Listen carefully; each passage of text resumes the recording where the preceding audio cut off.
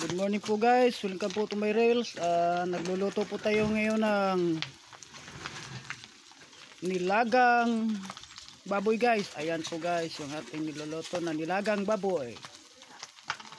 Ayan po guys, oh. Parang masarap po ito guys.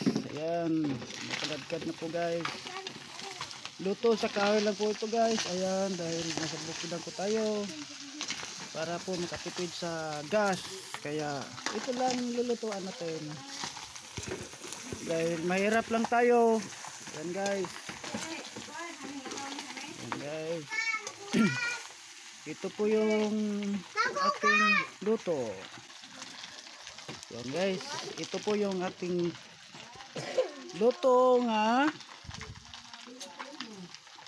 lutong Pilipino, sabi ni nanay.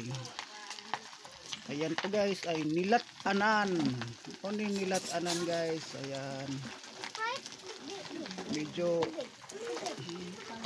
luto na to guys. Kasi pinakuluan po natin ng gusto. Ayan po guys. Ayan. Ay lang po yan guys. Ayan guys. Ito na po yan. God bless.